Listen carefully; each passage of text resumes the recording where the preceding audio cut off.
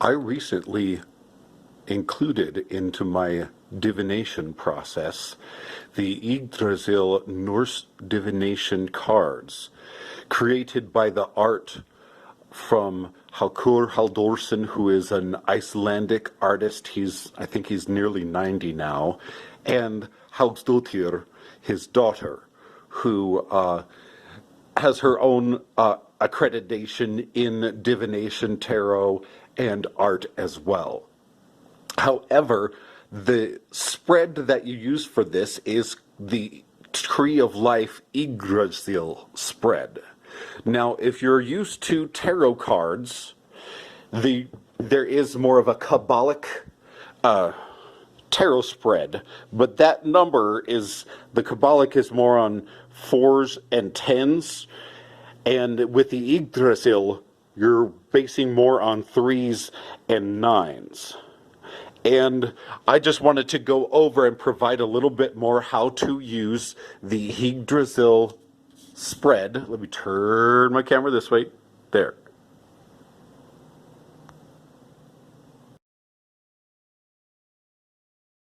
Now, from what I've used this so far, it seems like the theorem of the Yggdrasil spread is you're creating Yggdrasil. And there's a lot of elements of balance. That's why when you lay your cards, you see you have 1 here, 2 is down here, and then 3 and 4, 5, and then 6, 7, 8, 9. There's a rhythm to you creating Yggdrasil. Now they start you off with Asgardur, which is up here. I, however, just through looking at this, and I think it kind of makes it more of a tree, is I start with 1, 2, 3. If you understand the origin story of Yggdrasil and the 9 realms, you will find that here you have the sort of the wellspring and the 3 sisters that tend to Yggdrasil, the Tree of Life, and they help cover its roots with mud. You have the sister of present, Urd, the sister of what will be, Verdandi. Whenever you see this in the books, that D, that softens that D, the little mark. So then it's almost a TH, and this is a hard D, I'm guessing. Verdandi. Sort of. You have to have a tongue for it. The sister of was, Skuld, the past. And the story is that the sister of is and the sister of will be created the sister of what was from the trunk.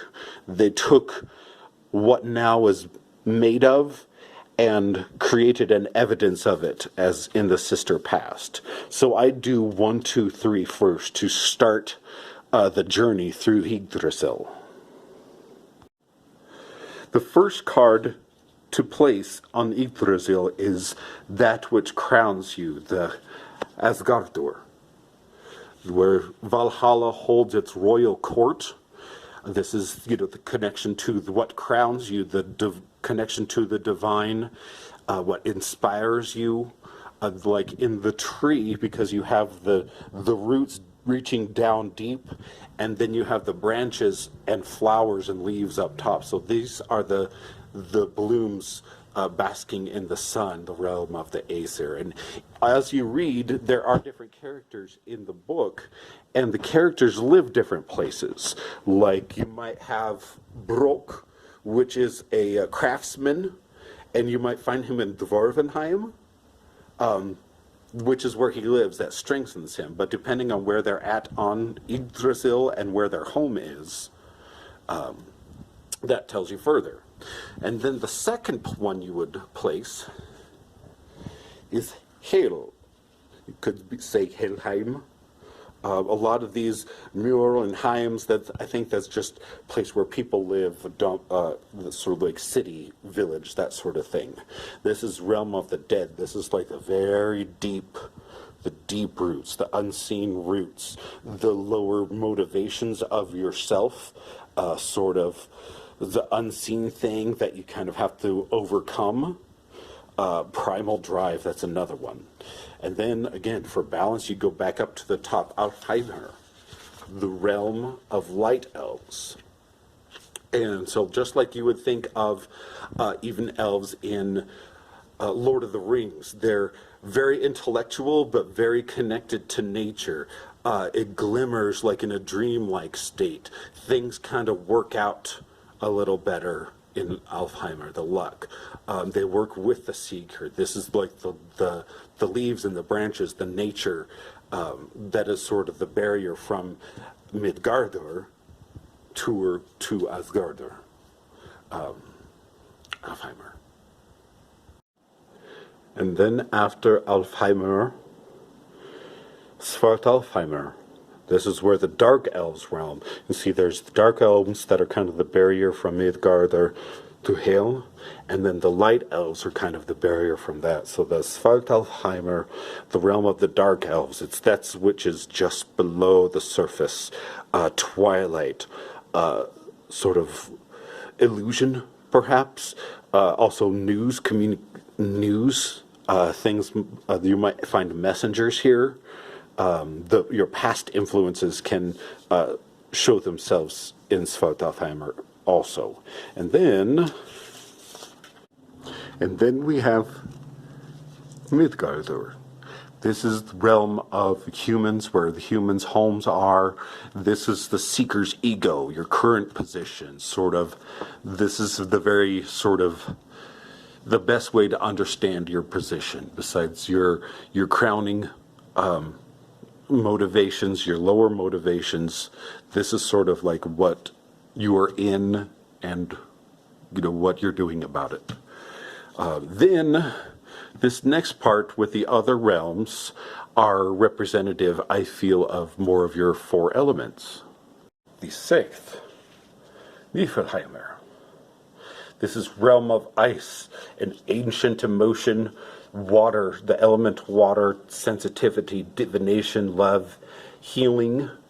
The reason why I have ancient here is because through the creation of Yggdrasil, that at first there was just Niflheimer and Muspel, the land of fire. And as Yggdrasil grew, that they were pushed further out due to its branches and roots. So this is more ancient. So this kind of could be set up here. It's when it comes to instinct and even higher sort of ancient wisdom, if you will. But again, yeah, and this can, with tarot, this can sort of be considered what you would look at with the cups suit. Then, in 7, you have Jotunheimer, the realm of air, thunder, potentiality, because thunder is static in the air and it crackles, so that potential and action is very Jotunheimer. This is the realm of giants. It's very unforgiving terrain, very rocky, and again full of thunder and wind, lightning. But this is also land of great adventure, of journey. This is kind of what you would consider the suit of cups. Thought, communication, intellect, learning. This is future potential, where this is sort of past influence. This is a future intention. Alfheimer has sort of a forward-looking thinking, whereas Svartalf has a rear-looking thinking. And then, next, we're going to go to... In the 8th position, we have Dvergheimer, which is your realm of earth. This is where the dwarves live. You can consider this sort of the House of Pentacles. This is where you find information about craftsmanship, your career, your finances, the quest for material gain. You know how those dwarves sometimes get caught up in the quest for the shiny. And this is also industriousness, your work ethic, stability, like the earth. Are you grounded? Balance, You can this is sort of where you will find in Dvergheimer. And then over in the ninth position is Muspelheimer, which you could consider this wands. The realm of fire. This is the other ancient area that at first there was just ice and fire. And this realm of fire, ancient passion, power, where your sexual powers are, initiative, courage, strength, wrath, and warnings can be found in Muspelheimer. So that is my quick beginner's guide to Halkur Haldorson's Yggdrasil Norse divination cards along with Haugstotir. I find that as long as you learn why the worlds are where they are, that helps you divinate when to put things down. And even if the words are hard to pronounce, you'll get the idea. Oh, that's the realm of earth, that's the realm of water, of ice, ancient ice, and fire, and ancient hellfire, or whatever you want to say the ancient part is. And the story of how Yggdrasil grows, that there's the balance of that in the light and that in the dark, the roots and the branches, and there's balance. There's things that look ahead and things that look behind and look to the past, and your motivations and subconscious. There's a lot of balance to this, and I like that it is based in 3s and 9s, and I did add these are, if I want to make sure that I let you know that these 3 cards I did add, but I feel like as part of the story of Yggdrasil creation, and that these are the 3 sisters of fate, as you will, that I feel like that helps create the story for me. But otherwise, if you don't do this, you could this recommends you start at Arsgardur and end here. Now I start with this, and then I start with these, and then I go to this. You could go through Yggdrasil and then see what the 3 sisters have to say about your spread. So there you have it. I hope this helped you. It certainly helped me to put this together. And thank you for watching. Like and subscribe.